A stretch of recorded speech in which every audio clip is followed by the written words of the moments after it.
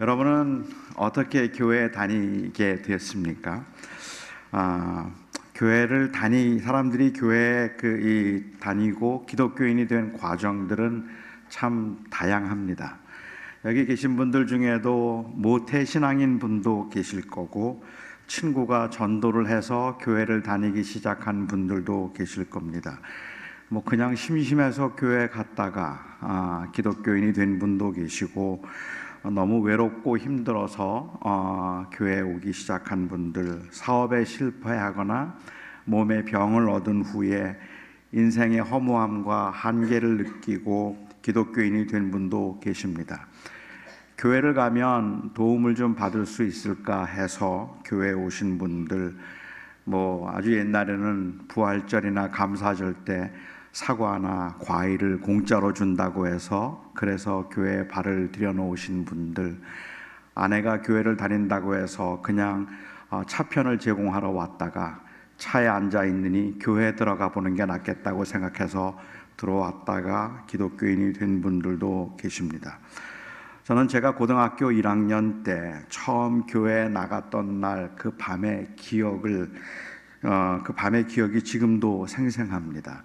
토요일 날 저녁이었는데 한 20명쯤 신림동에 있는 한 교회였는데요. 학생들이 한 20명쯤 모여 있던 그냥 학생들끼리 예배하던 아주 허름한 이 예배 장소에 동생의 인도로 참석을 했었습니다. 사실 계속 다닐 마음은 없었고 동생이 하도 가자고 해서 그래서 한번 가보자는 마음이었습니다. 저는 그날 무슨 설교를 들었는지 전혀 기억이 나지 않습니다. 그런데 그 교회 갔을 때 제 마음이 좀 편했던 느낌은 아직까지도 생생합니다. 아마도 처음에는 그냥 편안함이 좋아서 교회를 다니기 시작했던 것 같습니다. 제가 그때 왜 마음에 평안함을 느꼈는지 그것도 사실은 잘 이해가 되지 않습니다. 사실 제가 교회라는 곳을 처음 나갔던 때는 초등학교 5학년 때였어요.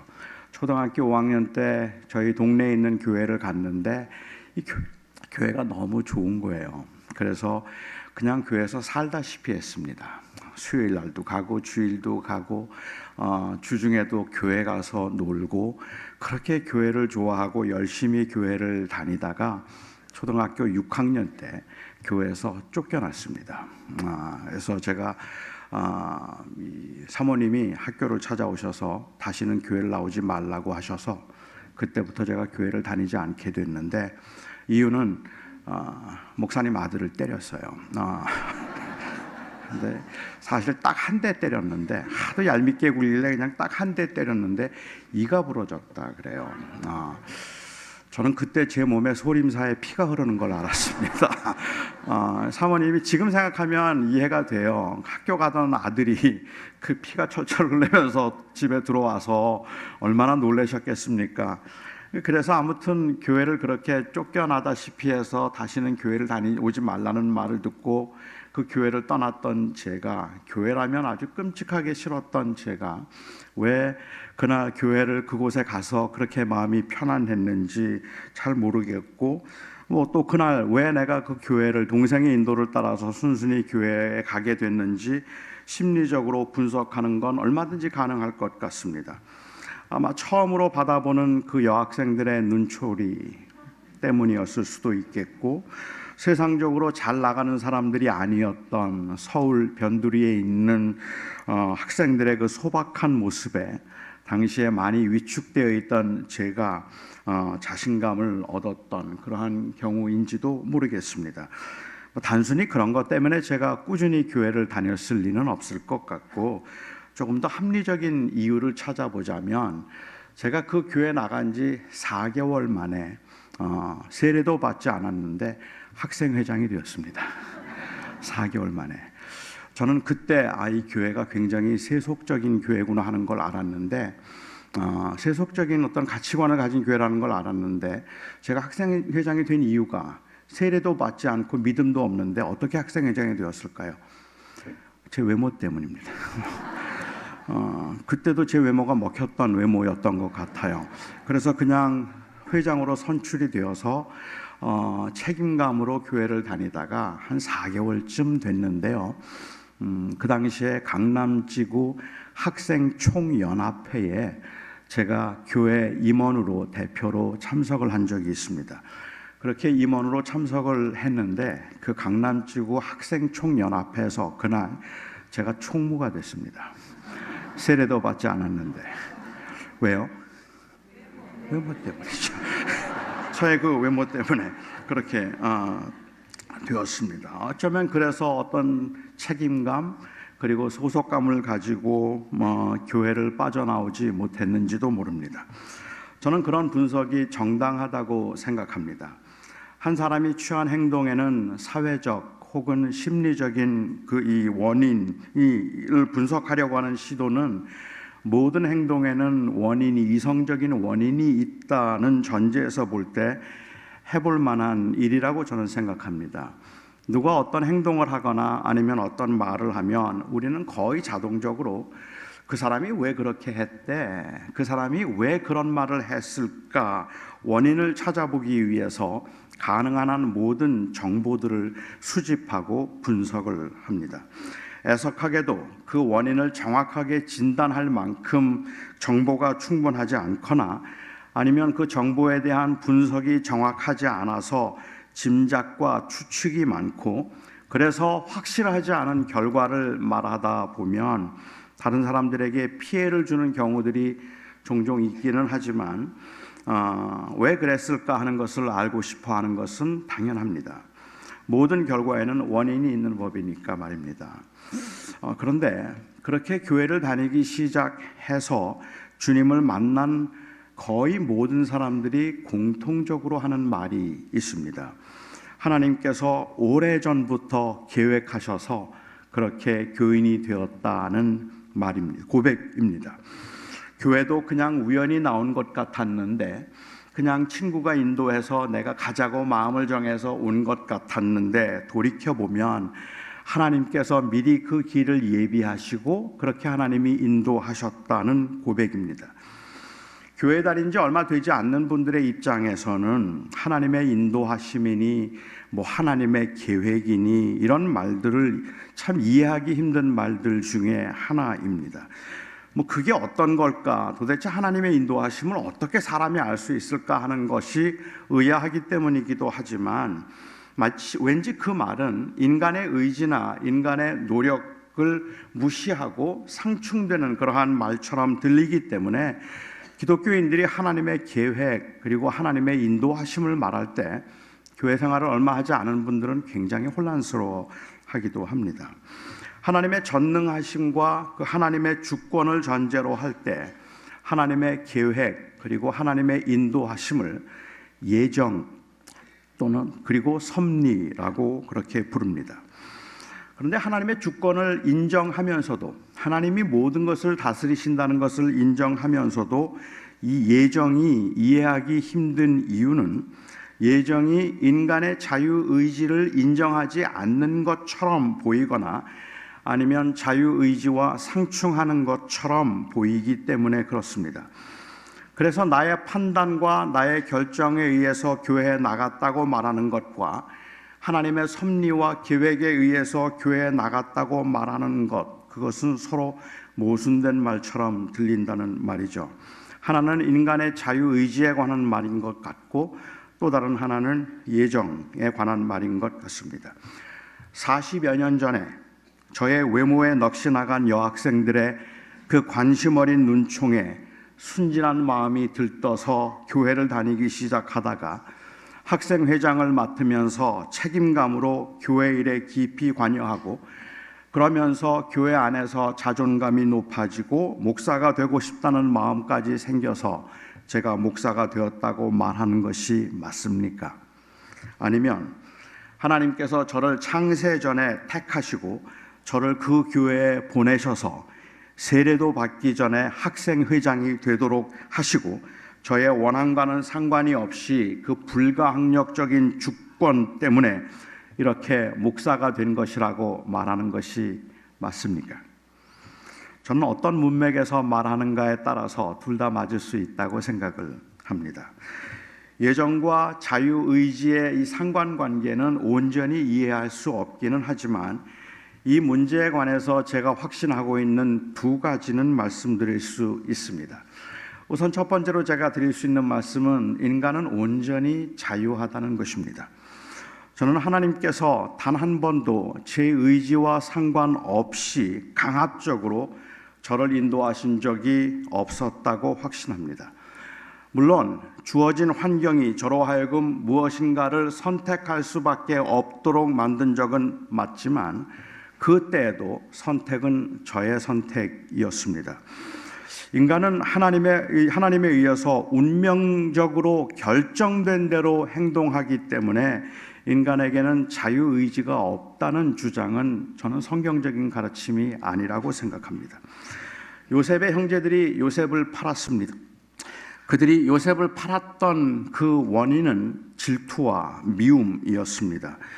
그들은 요셉을 팔 마음이 전혀 없었는데 하나님이 억지로 그들의 의지와 상관이 없이 요셉을 팔도록 그들의 마음속에 질투와 미움을 심어 놓으셔서 어느 날 정신을 차렸더니 요셉을 팔게 되었다. 그거는 사실이 아닙니다.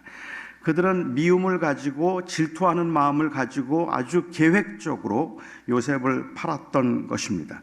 만일 그들이 의지와 상관없이 그냥 하나님께서 그들로 하여금 요셉을 팔도록 그렇게 강압적으로 만드신 것이었다면 그들에게 책임을 묻는 것은 부당하고 억울한 일일 겁니다. 하지만 그럼에도 불구하고 그들은 틀림없이 미움으로 이 요셉을 팔았음에도 불구하고 요셉의 형들이 요셉에게 절을 하게 될 것이라는 이 사실은 하나님께서 미리 계획하셨고 요셉에게 알려주신 일입니다. 아니, 요셉을 통해서 이스라엘 백성들이 애굽에 들어가고 그 애굽에서 400년 종살이를 한 후에 큰 민족을 이루어 나오게 되리라고 하는 것은 아주 오래전에 아브라함에게 하셨던 말씀이었습니다. 인간의 자유의지가 하나님의 예정 안에서 어떻게 작용하는지 그거는 알 길이 없습니다. 그렇지만 요셉의 형제들이 요셉을 팔게 되고 그 이 과정에 하나님의 계획과 하나님의 섭리가 있는 것은 분명하지만 그럼에도 불구하고 그 하나님의 섭리와 계획이 이루어지기 위해서 인간의 의지가 없었다든지 인간이 스스로 취한 행동이 없었다고 말할 수는 없다는 말이죠. 저는 이 자유의지와 그리고 또한 그 이 예정의 이 관계를 이해하는데 인간에게는 이성적인 한계가 있음을 인정하는 것이 어쩌면 가장 정직한 모습이겠다 싶습니다. 사실 성경은 이 하나님의 영역에 속해 있는 것들에 관해서는 구체적인 언급이 없을 뿐만 아니라 관심도 없습니다.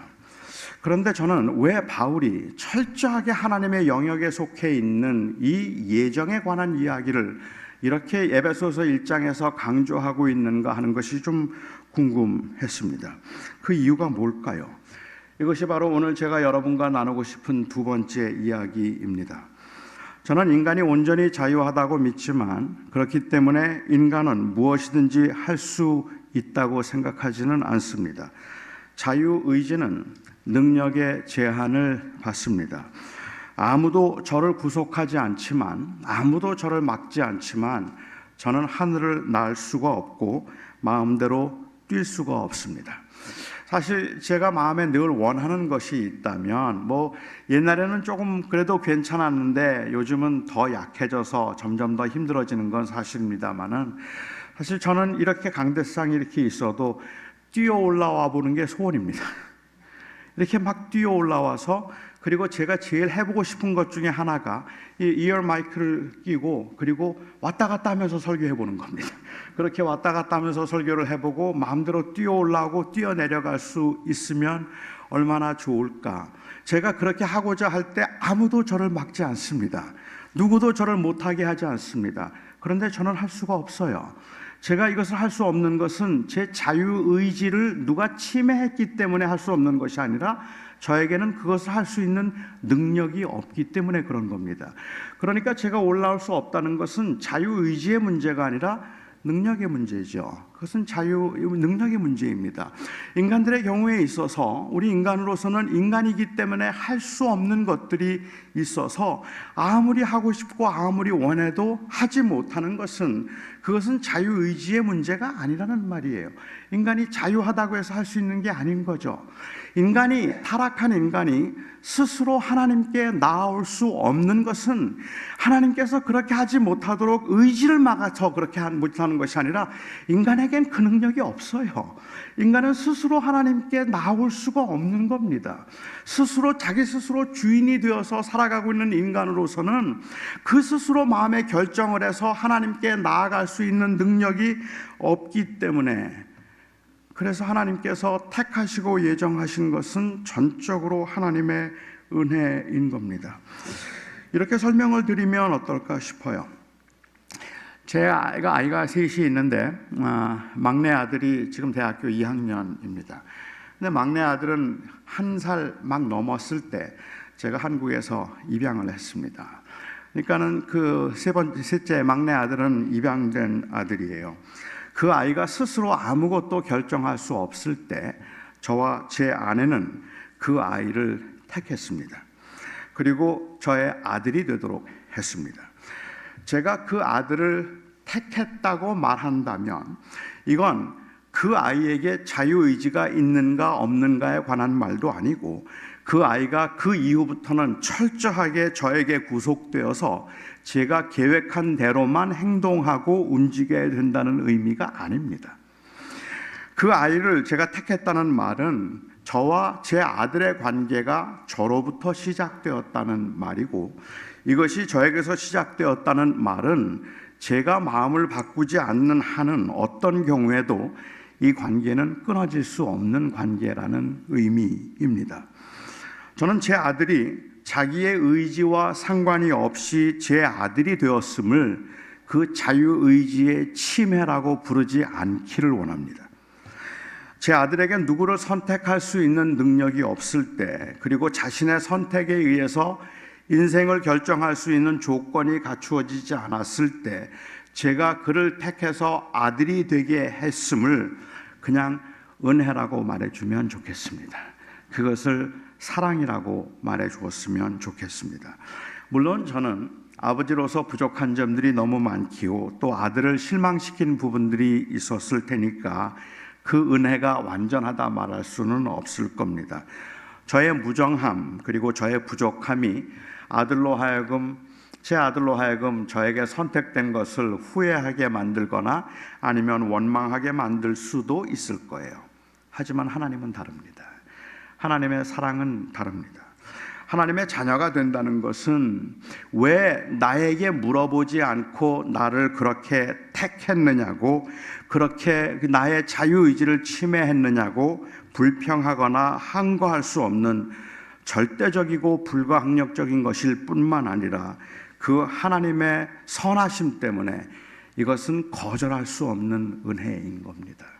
이 하나님이 나를 택하셨다는 이 놀라운 사실은, 이것은 우리에게는 말로 다할 수 없는 은혜인 겁니다.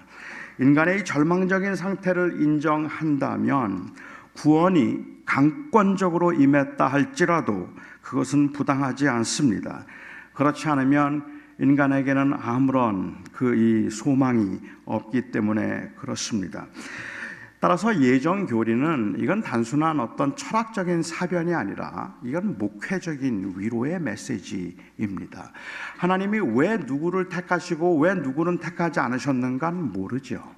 하나님께서 왜 야곱을 택하시고 왜 에서를 택하지 않으셨을까 하는 것을 이야기하실 때에도 하나님이 이 로마서 9장을 보아도 하나님께서 야곱을 택하셨다고 이야기를 할 때 그 말의 의미는 사실은 굉장히 인클루시브한 말이었던 것 같아요. 굉장히 포괄적인 그러한 이야기였다는 말입니다. 그러니까 하나님께서 야곱은 미워하시고 에서는 사랑하셨다, 그 하나님이 그 토기장이로서 그렇게 하실 수 없겠느냐, 이렇게 말씀을 하셨는데, 이 말을 만약에 이방인들에게 했다면 그러면 이방인들이 좀 섭섭해할 수 있을 것 같아요. 그렇죠?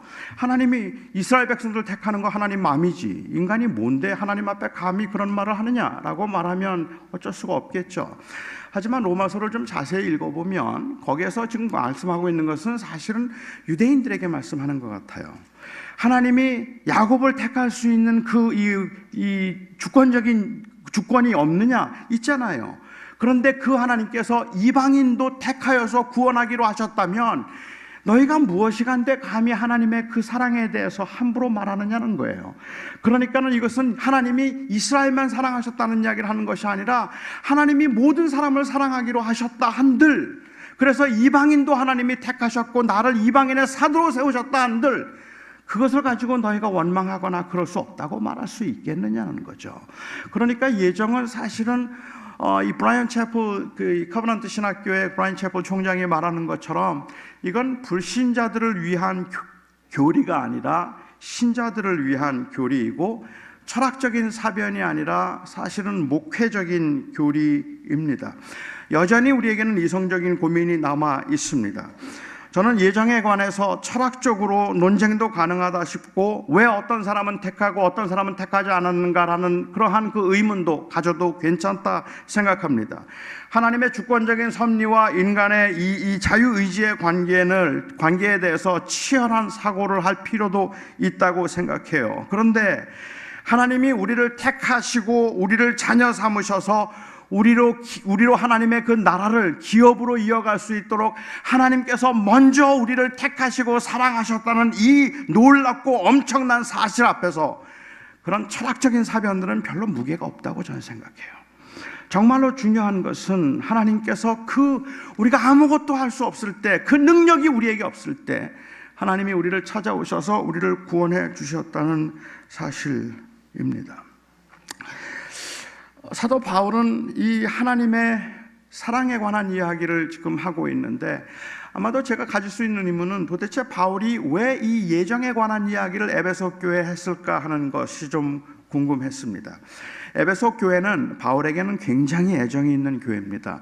에베소서를 전통적으로는 로마의 감옥에 있으면서 썼다고 말하는데 최근에 학자들은 가이사랴에는 감옥에서 썼을 가능성도 또 이야기를 해요.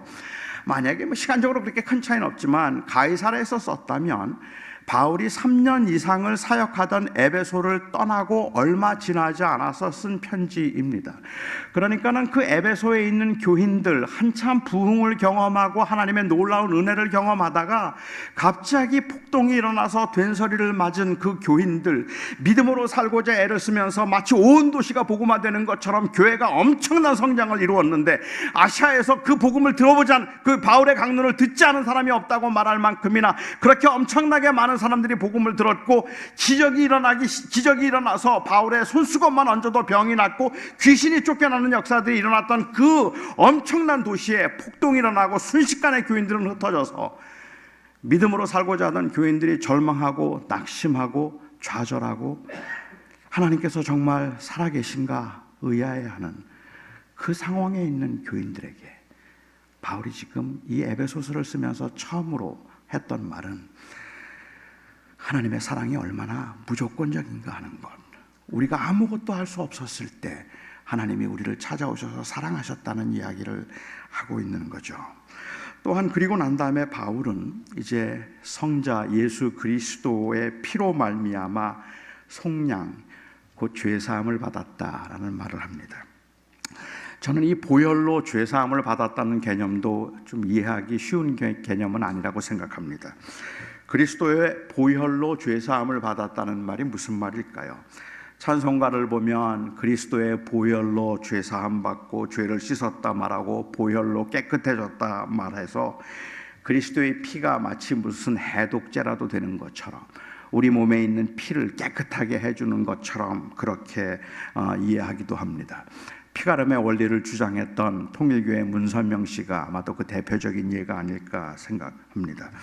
근데 저는 이 문선명 씨뿐만 아니라 교인들 중에도 아담과 하와가 범죄함으로 인하여서 우리의 몸속에 더러운 피가 흐르게 되었고 예수 그리스도의 보혈이 우리의 몸속에 흐르고 있는 피를 정결하게 했다고 생각하는 분들이 계신 것 같아요. 특히 사람의 생명과 그리고 그 인격이 피에 있는 것처럼 말하는 이 문학적 표현들 때문에라도 더욱 그렇게 생각하기가 쉬울 것 같습니다. 범죄한 부모나 그리고 조상의 그 자손들이 내 안에 살인마의 피가 흐르고 있다든지 내 안에 매국노의 피가 흐르고 있다라고 말한다면 이건 실제로 그들의 피가 남다르다는 것을 말하는 건 아니라 범죄한 사람의 자손이라는 문학적인 표현일 뿐입니다. 예수 그리스도의 보혈로 죄사함을 받았다고 말한다면 이것은 그리스도의 죽음을 의미할 뿐이지 예수님의 피에 죄를 깨끗하게, 피를 깨끗하게 하는 그런 그 효력이 있다든지 신비한 능력이 있다는 말이 아닙니다. 주님께서 로마 병정의 그 채찍에 맞아 튀긴 피가 로마 병정의 군복을 적셨어도 그 피는 그에게 아무런 의미가 없습니다. 피가 생명을 상징했다면 그래서 피는 곧 죽음을 의미할 뿐입니다. 그러니까 이 말은 곧 예수 그리스도의 죽음이 우리의 죄를 용서받을 수 있게 해 주었다는 말이죠. 성경에서는 이 말을 구속 혹은 속량이라고 부릅니다. 값을 지불하고 사다, 값을 지불하고 사서 자유하게 하다라는 의미의 이 속량이라는 단어가 현대인들에게는 굉장히 생소한 단어입니다. 이건 아주 오래된 단어이기 때문에만 생소한 것이 아니라 우리 사회에는 누군가를 대신해서 대가를 지불해서 자유하게 할 수 있는 제도가 없기 때문에 그렇습니다. 우리 사회에는 그렇게 다른 사람들을 대신해서 그 값을 지불해 줄 수 있는 그런 것이 없어요. 그렇잖아요. 그러니까 자식이 범죄했는데 부모의 심정은 차라리 내가 감옥에 가고 싶죠. 내가 벌을 받고 내가 감옥에 가고 싶은데, 그런데 우리가 살고 있는 사회는 그런 제도가 없잖아요. 부모가 자식 대신에 감옥에 갈 수 있는 건 아니거든요. 그러니까 우리 사회에는 속량이라는 개념이 아예 없고 그런 제도가 없지만 옛날 유대인들이나 헬라인들에게 속량이라는 단어는 그 의미와 이미지가 아주 생생했던 단어입니다. 속량이라는 말을 노예를 위해서 값을 지불하고 사서 자유하게 해주는 것으로 많이 설명을 합니다. 같은 그 의미이기는 하겠지만 저는 구약에 나와 있는 또 다른 한 예를 한번 여러분들에게 말씀을 드리고 싶어요. 구약에서 속량이라는 단어는 노예들에게 뿐만 아니라 동물에게도 사용했던 적이 있기 때문에 그렇습니다. 아주 오래전에 저희 집에서 강아지를 한 마리 키웠습니다. 그 강아지 이름이 뚱땡이였습니다. 제 아내가 그 강아지의 이름을 뚱땡이라고 지어준 것은 뚱뚱해서가 아닙니다. 강아지가 너무 귀여워서 귀엽다는 의미로 뚱땡이라고 이름을 지어주었다고 했는데 아무리 생각해도 저는 수상했어요. 이건 꼭 저를 빗대어서 그런 이름을 지어준 것 같다는 생각이 들었기 때문에 그렇습니다. 제가 좀 못마땅한 날은 유독 강아지를 붙들고 유독 뚱땡이라는 말을 많이 쓰면서 뚱땡이 너 혼날래? 뚱땡이 너 왜 이렇게 말을 안 듣는 거야? 정말 뚱땡이 때문에 못 살겠네. 막 이럴 때마다 제가 막 섬찟섬찟하고 이거 지금 누구한테 하는 얘기일까 하는 그런 생각이 들었던 그 기억이 나는데, 그러니까 제 아내의 경우는 그 뚱땡이라는 이름을 저를 빗대어서 한 건 아닐까 싶어서 조금 수상했죠. 제 아내는 그 강아지를 너무 예뻐했습니다. 제가 집에 들어가면 제 아내는 그 강아지를 안고 저를 맞으면서 했던 말이 있습니다. 뚱땡아, 아빠 오셨다 그래요. 그러면 사실 저는 등골이 좀 오싹해집니다. 저는 모든 동물을 무서워하기 때문에 그렇습니다. 제가 동물을 무서워하는 이유는 사실은 동물을 싫어하진 않아요. 그런데 지금도 저는 강아지를 못 만집니다. 지금도 저는 고양이도 못 만지고 동물을 못 만지는데 그 이유는 물까봐 그래요. 그 강아지가 물까봐. 그런데 율법에 의하면 집에서 기르는 동물이 이웃집 사람을 물어서 해를 입히면 그 동물은 반드시 죽여야 했습니다. 그 동물을 죽이지 않으면 그 동물의 주인이 죽을 수도 있습니다. 모든 경우에 동물을 죽이죠. 하지만 그 동물을 너무 아끼면 주인이 해를 입은 사람의 가족을 찾아가서 아주 큰 값을 지불하고 동물을 살리는 경우가 있습니다. 그때 지불했던 값이 구약에 나오는 속량, 구속의 값입니다. 이 구속의 값을 지불하면 그 동물은 사람을 죽인 죄가 사함을 받아서 자유하게 되는 겁니다. 예수님께서 이 값을 지불하셨다는 거예요. 그렇다면 예수님은 누구에게 이 값을 지불하시고 우리를 사신 걸까요? 어떤 사람은 예수님께서 사탄에게 그 값을 지불하시고 우리를 사탄에게서 사셨다라고 그렇게 주장하기도 합니다. 인간이 죄를 지음으로 이제 사탄의 종이 되었는데 예수님께서 대신 죽으심으로 그 값을 사탄에게 지불하시고 우리를 속량해서 하나님의 자녀가 되게 하셨다는 말입니다. 하지만 그것은 죄에 대한 오해입니다. 우리는 사탄에게 죄를 지은 적이 없습니다. 예수님께서 사탄에게 그 죄값을 지불하셔야 될 이유도 없습니다. 우리는 하나님께 범죄했습니다.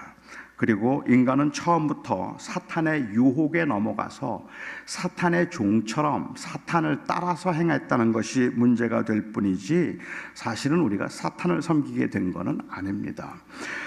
우리 스스로 우리 인생의 주인이 되고자 우리가 하나님을 거부한 것이 우리의 문제이죠. 아직 예수님을 모르고 사는 분들은 하나님 대신에 사탄을 주인으로 섬기고 있는 것이 아닙니다. 죄의 근본은 사탄을 주인으로 섬기는 것이 아니라 자기 자신을 주인으로 섬기는 것입니다. 사탄은 한 번도 사람들에게 자기를 섬기라고 말하지 않습니다. 물론 최근에 이 사탄교를 말하는 사람들이 사탄을 우상으로 숭배하는 사람들이 가끔 나타나기는 하지만 아주 기이한 현상이죠. 대부분의 경우에 사탄은 사실은 사람들로 하여금 하나님 대신에 사탄을 섬기라고 말하는 것이 아니라 하나님 대신에 너를 섬기라고 말합니다. 그러니까는 처음 죄의 근본은 누가 인생의 주인이 되는가, 하나님인가 사탄인가가 아니라 그 죄의 근본은 하나님인가 아니면 나 자신인가예요.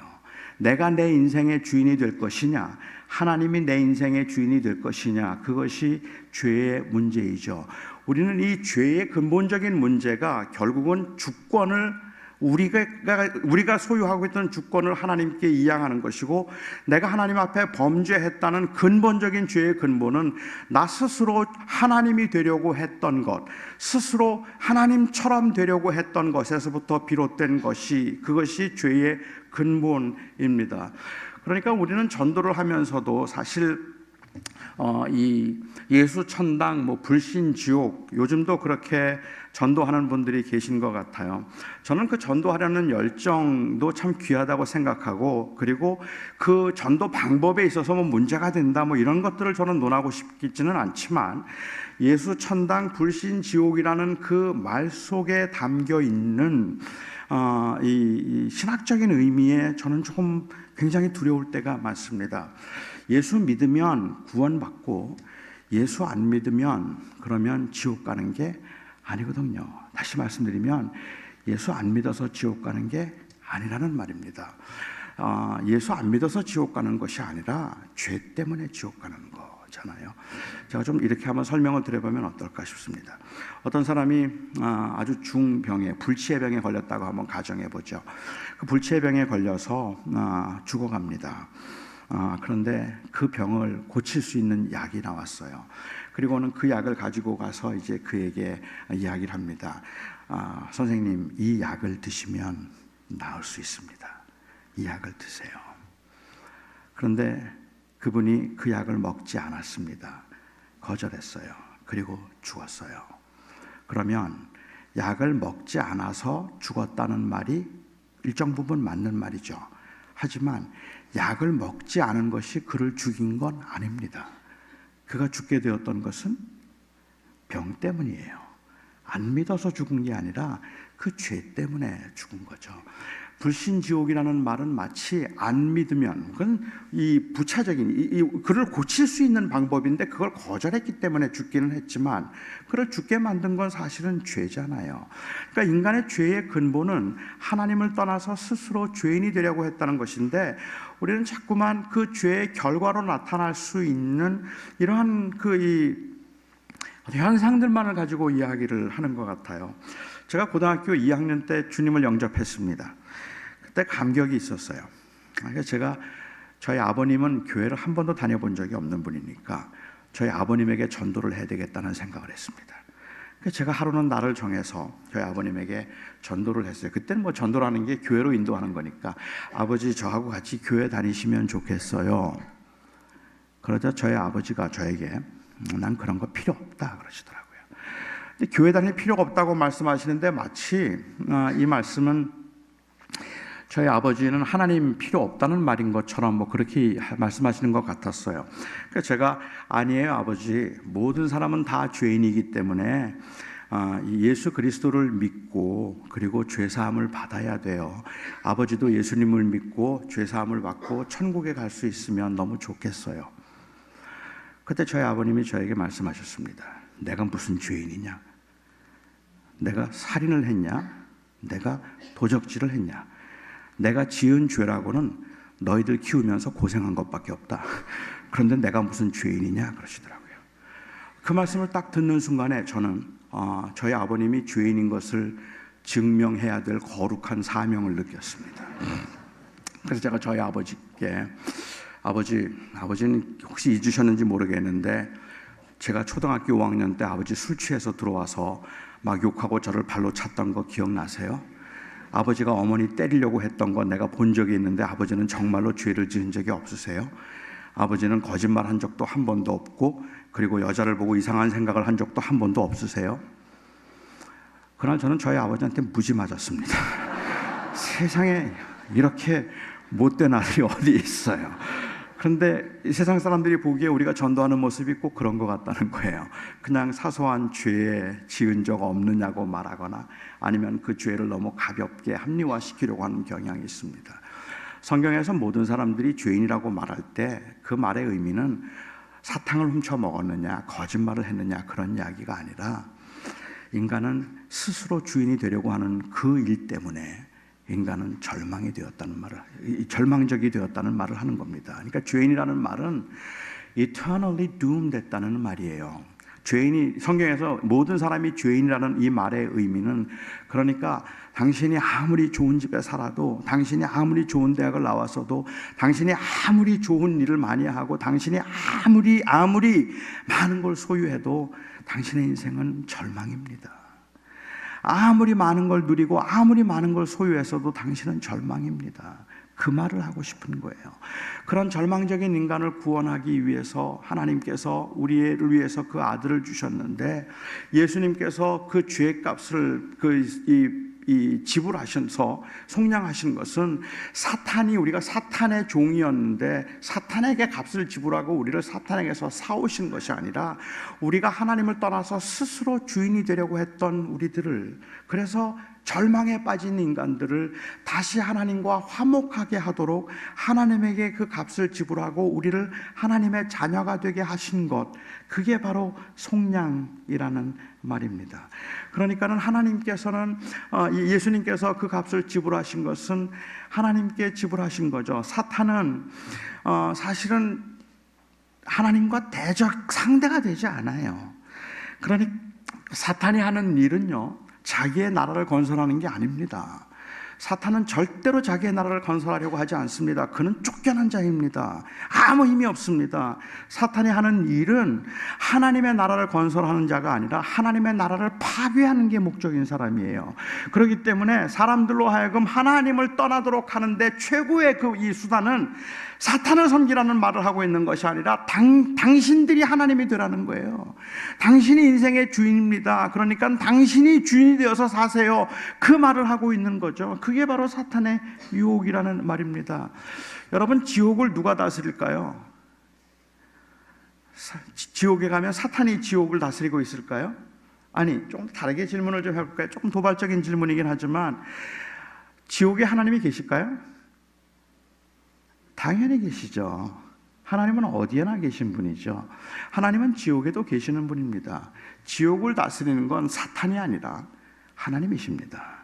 하나님이 지옥을 다스리시죠. 마귀는 그 지옥에서 가장 고통을 당하는 자이지 지옥을 점령하고 있는 자가 아니에요. 그 마귀, 그 지옥조차도 다스리시고 그곳에서도 그 주권을 행사하셔서 그 마귀를 올가매셔서 더 이상 마귀가 결박된 채 꼼짝도 하지 못하도록 잠시 풀어져 있기는 하지만 결국은 그를 묶어서 결박하고 영원한 그 음부의 권세가 아는데 두게 하실 그 하나님, 예수님께서는 그 하나님께 값을 지불하고 우리로 하여금 하나님과 화목하게 하신 것입니다. 속량이란 사람을 죽인 짐승을 구하기 위해서 지불한 값이라고 말씀을 드렸습니다. 여러분은 이런 황당한 이야기를 믿으실 수 있습니까?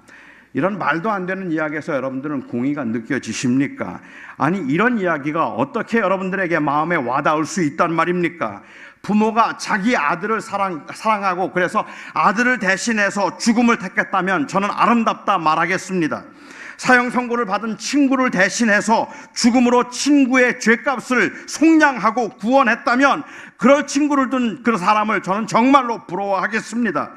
그런데 예수의 사건은 이렇게 감동적인 이야기가 아닙니다. 이런 아름다운 이야기가 아니란 말입니다. 조금 전에 제가 구속을 설명하면서 드렸던 예를 다시 한번 생각해 보시기 바랍니다.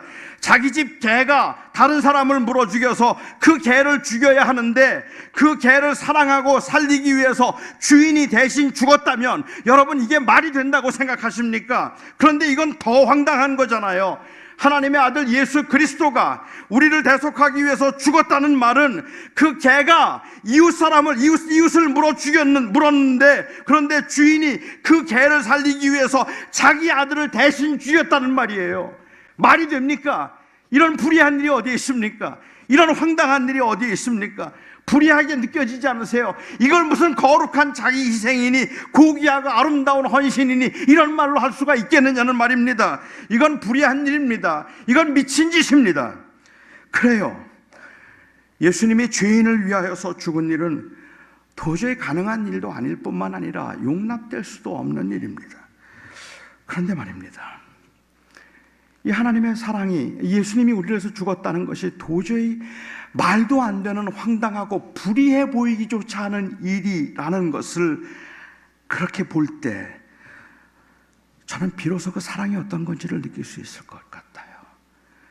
주님이 나를 위해서 죽었다, 이 사실이 이게 얼마나 엄청난 사건인가 하는 것을 저는 그 예수님이 당신의 아들을 십자가에 달으시는 사건이 불의하고 부당한 일로 보이기 시작하니까 더 많이 와닿더라는 말입니다. 이건 그냥 아름다운 이야기가 아니에요.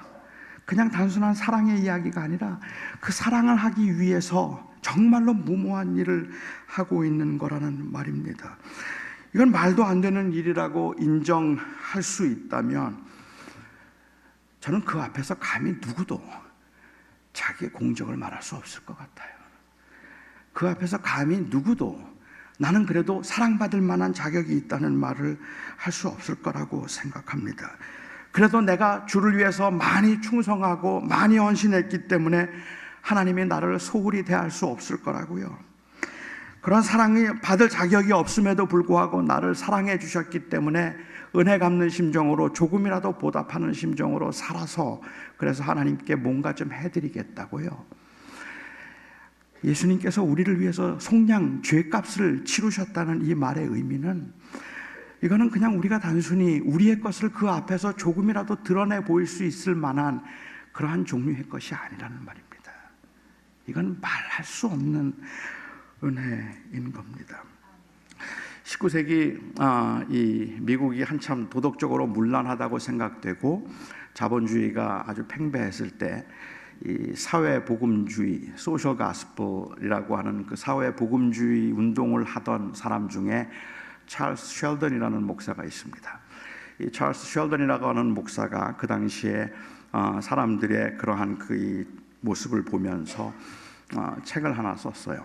지금은 굉장히 클래식한 고전이 된 책인데 한국말로는 예수님이라면 어떻게 하셨을까라고 번역되어 있는 in His Steps라고 하는 그 책을 썼습니다. 그 책에서 예수님이라면 어떻게 하셨을까? WWJD, What would Jesus do? 예수라면 어떻게 하셨을까? 그래서 어떻게 예수님을 본받는 삶을 우리가 살 수 있겠는가 하는 걸 찰스 셸던이 거기에서 많이 강조를 했습니다. 근데 최근에 제가 생각해 볼 때는 예수님이라면 어떻게 하셨을까 하는 이 WWJD 이전에 우리가 물어야 되는 더 선제되는 중요한 질문을 우리가 놓치고 있다는 생각을 했습니다. 그 질문은 바로 WHJD입니다.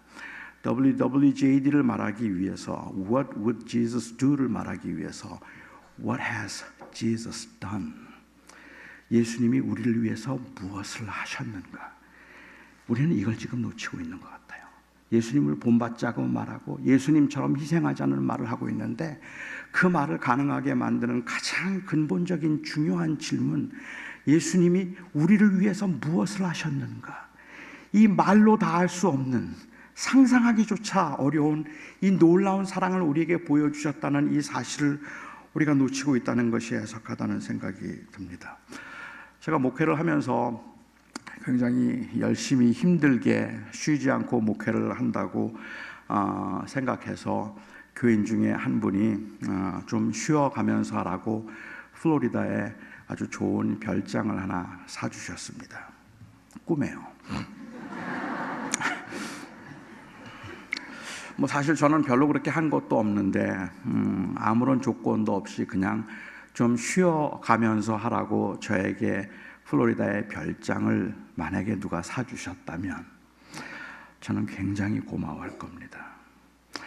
저는 그래서 아마 그것을 혼자 쓰지 않고 다른 목사들도 같이 좀 쉬어갈 수 있도록 그렇게 다른 사람과 나누겠다고 말을 하기도 할 겁니다.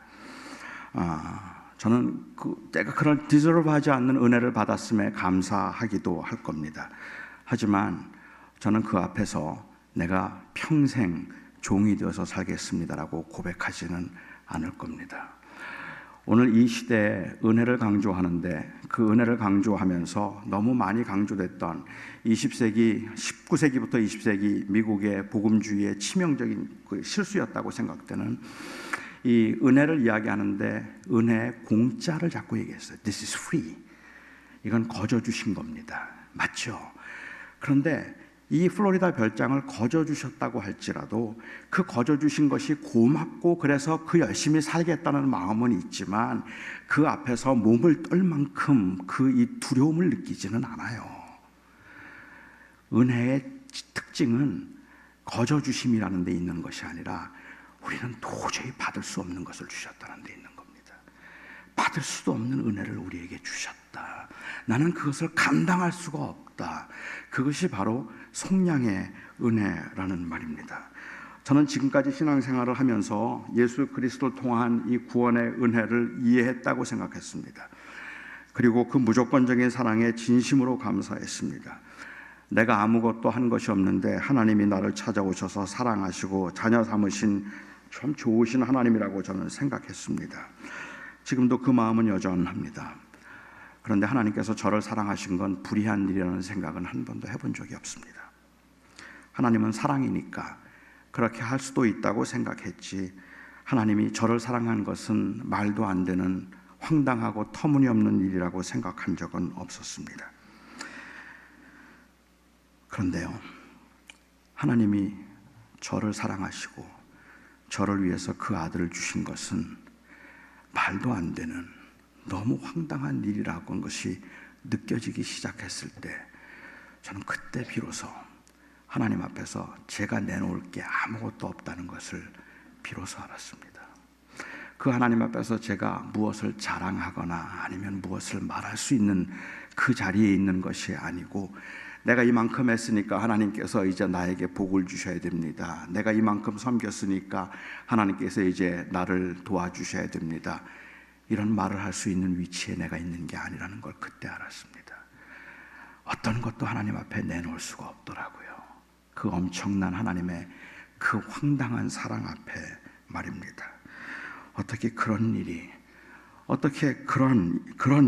가능하다는 말입니까?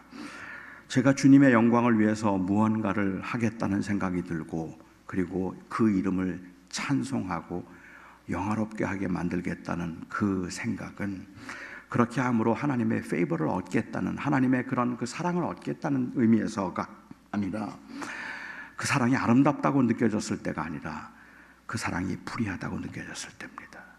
황당하다고 느껴졌을 때입니다. 바울은 그리고 나서 세 번째로 성령의 은혜를 강조합니다.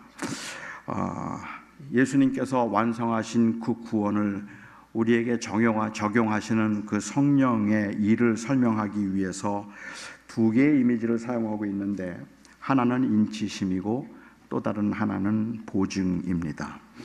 사실 이 이미지만 가지고는 성령이 무슨 일을 하시는지 감이 잘 오지 않습니다.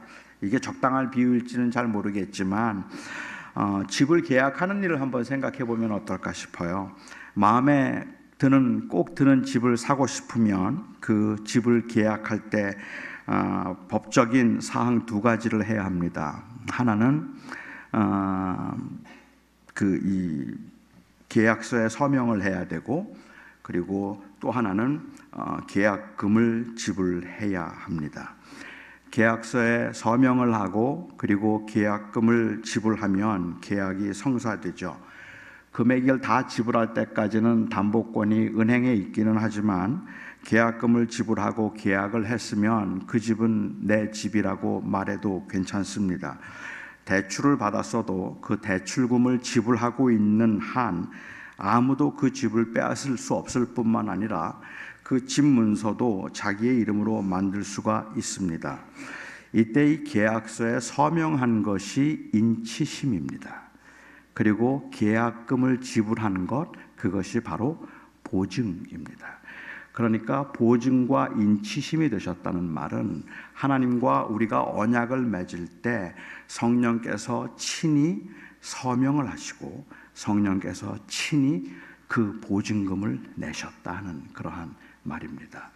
이게 결국 제가 하나님과 언약을 맺고 있는데, 하나님과 계약을 맺으면서 이제 네가 나를 믿으면, 그리고 그 아들을 믿으면 영원한 생명을 너에게 주어서 이 영원한 기업을 이어가게 할 것이다. 주님께서 서명하셨어요.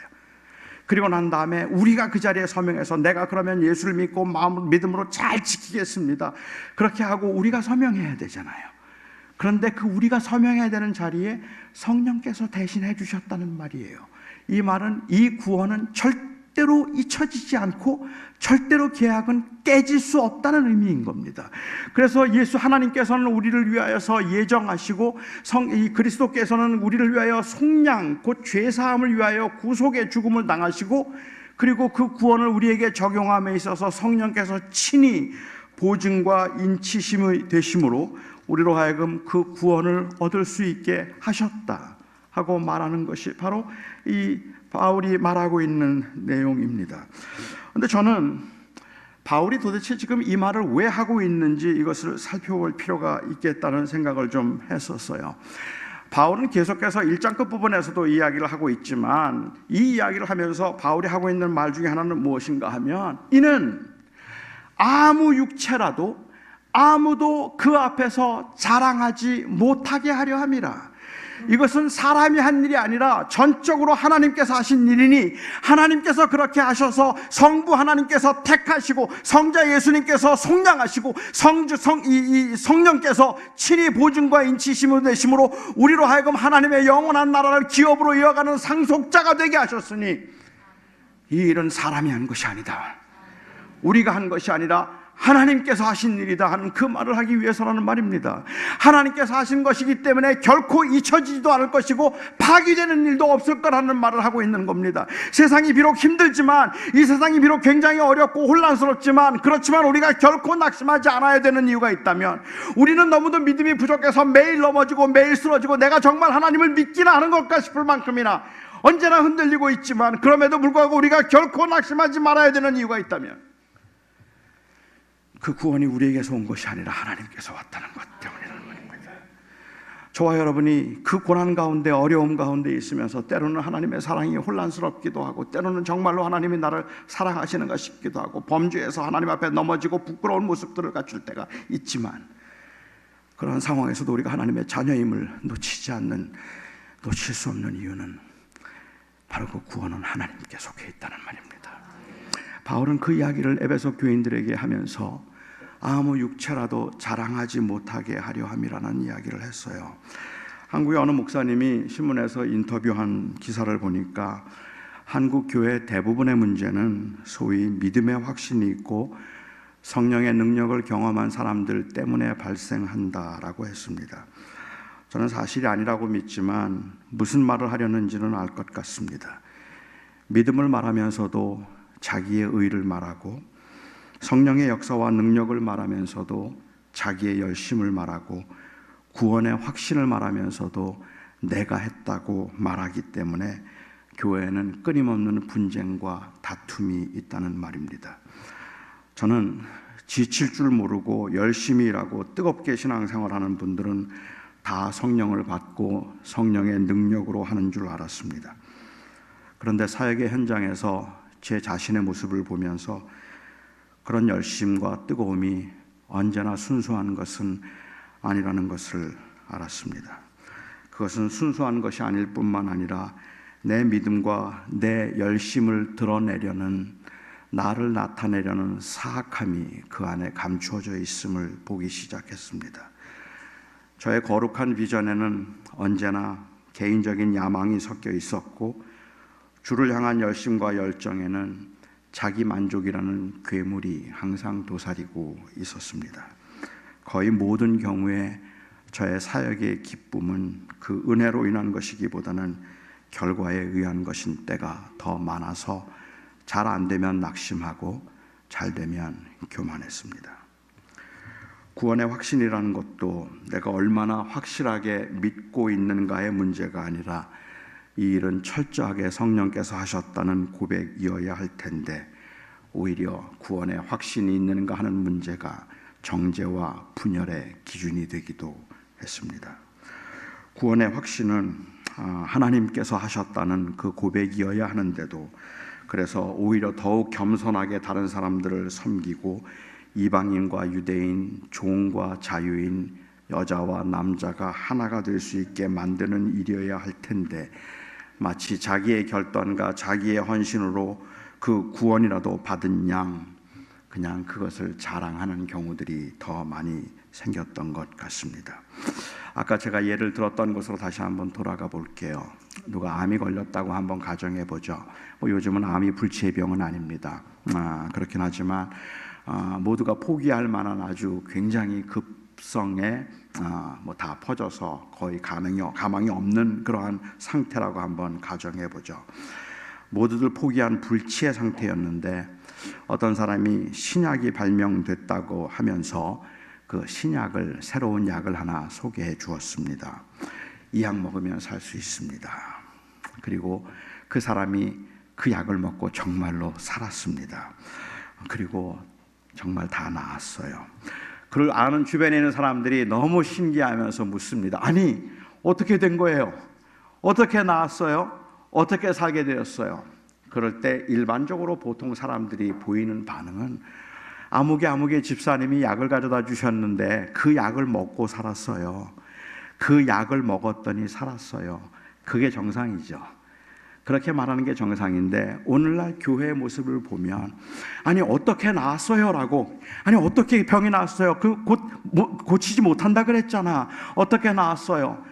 그런데 이렇게 말하는 거예요. 아니 내가 그렇게 죽을 줄 알았는데 어느 집사님이 약을 가져다 주더라고. 그래서 그냥 그걸 내가 먹었지. 내가 먹었다니까. 내가 그걸 먹고서는 다 나았어. 아무리 약이 조금은 뭐해? 안 먹으면 못 낫는 거지.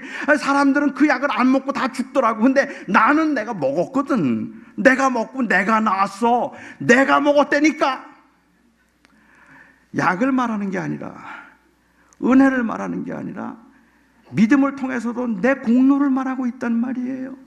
내가 그렇게 했더니 믿어서, 내가 믿었더니 내가 구원을 받았고, 내가 믿음으로 살았더니 그래서 내가 이렇게 되었다고 이야기를 하고 있다는 말입니다. 저는 요즘은 가끔 그런 생각이 들어요. 많은 오해 때문에 그렇기도 하지만 예수를 믿으면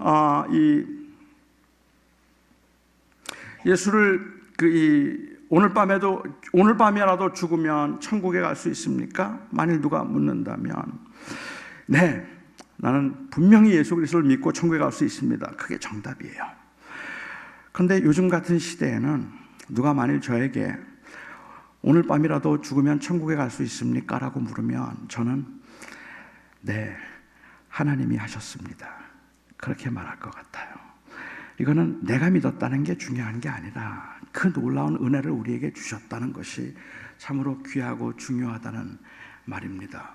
우리는 이 하나님의 놀라운 사랑과 은혜, 그 은혜를 가지고 한 주간을 1년을 살아가면서도 사실은 저희 안에 있는 그러한 그 감동은 하나님께서 우리를 하나님의 자녀가 되게 하셨다는 이 놀라운 사실로부터 비롯되어야 한다고 생각을 합니다.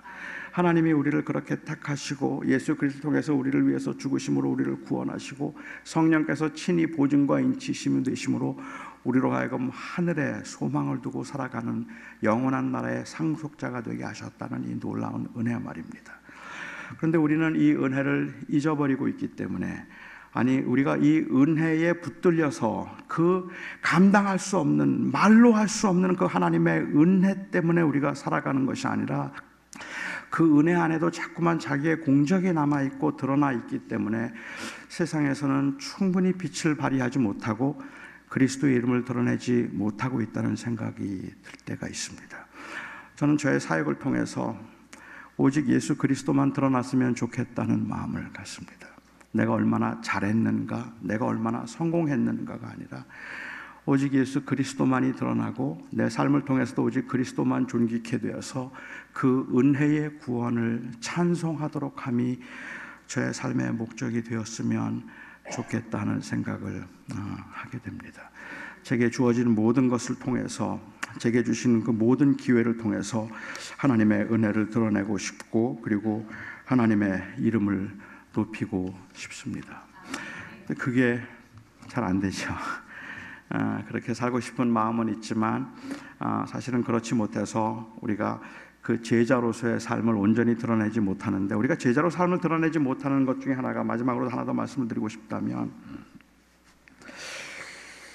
여전히 우리 안에는 그 우리의 것을 자랑하고 싶은 마음이 있기 때문에 이제 그런 것 같아요. 예수님께서 마태복음에 보면 돼지에게 진주를 던지지 말고 개에게 거룩한 것을 주지 말라는 말씀이 있습니다. 그런데 이 말씀도 오해가 참 많아요. 돼지에게 진주를 던지지 말라는 말씀을 마치 영적 분별력에 관한 말씀인 것처럼 이해하는 경우들이 있는 것 같아요. 그러니까 제가 이해하기엔 이건 제자도에 관한 말씀인데, 그런데 영적인 그 이 분별력에 관한 말씀으로 보면 돼지에게 진주를 던지지 말라고 했으니까 이 돼지에게는 진주를 던지면 안 되는 거잖아요. 그래서 우리는 누가 돼지인지를 잘 구별해내야 되는 거죠. 그래서 돼지에게 진주를 던지면 안 되니까 누가 돼지입니까? 이 말씀의 의미가 복음을 듣지 않으려고 하는 사람에게는 전도하면 안 된다는 말인가요? 예수님을 욕하는 사람에게는 전도하면 안 된다는 말인가요? 아까 제가 시작하면서 말씀을 드렸던 것처럼 저는 초등학교 6학년 때 교회에서 쫓겨났어요. 그 다음부터 저는 교인들은 다 위선자라고 생각했어요. 다 거짓말장이라고 생각하고, 제가 그 교회에 가게 된 그 결과만 말씀을 드렸지만, 제 동생이 저를 교회로 인도하기 위해서 참 애를 많이 썼습니다. 형, 나하고 교회 같이 가자. 그렇게 말하면 제 동생 방에 제 동생이 아끼던 예수님 사진이 하나 있었습니다. 그걸 그렇게 좋아했어요. 어디서 얻어왔는지. 근데 제 동생이 저에게 형, 나하고 교회 가자, 그 말을 하면 저는 그 방에 들어가서 그 예수님 사진에다 침을 뱉었습니다. 침을 뱉고, 만일 나한테 한 번만 더 교회 가자 그러면 내가 저 사진 부셔버린다. 나한테는 전도하지 마. 그때 만일 제 동생이 저건 돼지다 이렇게 생각을 했더라면, 돼지에게 진주를 던지지 말라고 했는데 저거 전도해봐야 예수님 욕이나 하고 사진에 침이나 뱉고 저건 돼지다 이렇게 생각했으면 오늘 죄가 없는 겁니다.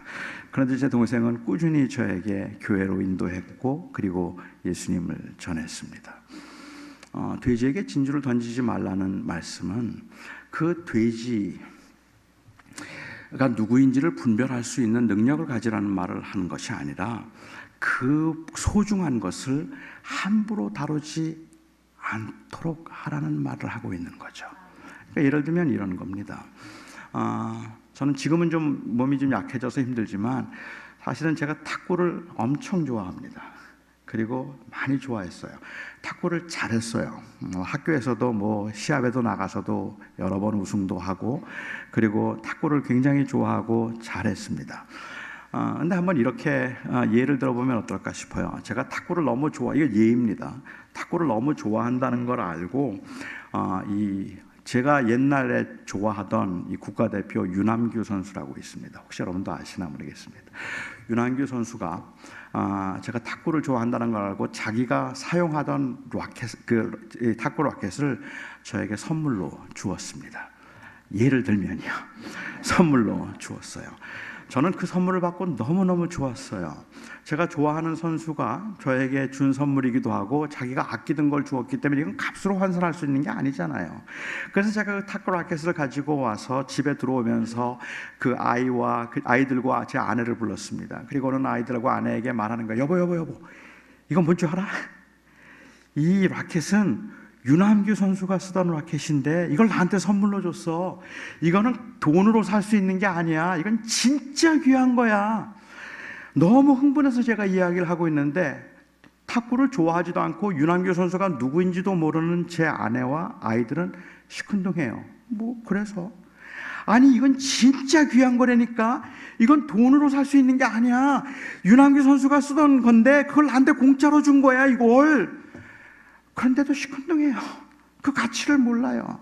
정말 답답하죠. 그런데 말입니다, 제가 그렇게 그것은 너무 귀한 거라고 말해놓고 그것을 그냥 마루에다 그냥 내려놓은 거예요. 그리고 어느 날 그걸 가지고 안마를 해요. 어느 날 그걸 가지고 부채질을 해요. 어느 날은 그걸 가지고 파리를 잡아요. 안마도 한다가 파리도 잡았다가 그리고 부채로 썼다가 망치 못을 받기도 해요.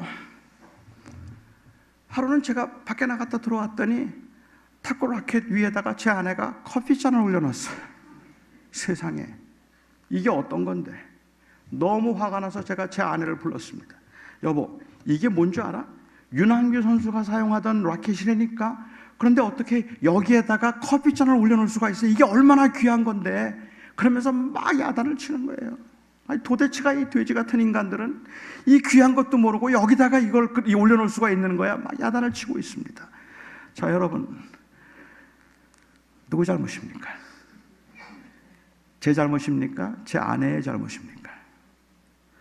만일 제가 그 라켓을 가져다가 그렇게 귀하다고 말해놓고 그것을 제 책장 위에 놓고 아침에 나가면서 한번 쓰다듬고 저녁에 나와서 또 한번 들여다보고, 와, 어떻게 이게 여기 와 있니? 이렇게 귀한 게 어떻게 여기 와 있지? 그걸 또 쓰다듬고, 그리고 그걸 그렇게 좋아하고 귀하게 여겼다면 제 아내는 절대로 그 위에 커피잔을 못 올려놓습니다.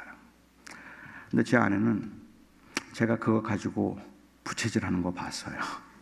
제가 그거 가지고 망치질하는 것도 봤고 제가 그거 가지고 파리 잡는 것도 봤어요. 그래서 커피잔 올려놔도 되는 줄 알았어요. 돼지에게 진주를 던지지 말라는 말씀은 영적인 분별력을 가지고 안 믿을 사람에겐 전도하지 말라는 말씀이 아니라 그 소중한 것을 함부로 다루지 말라는 이야기입니다. 함부로 밟지 말게 하라.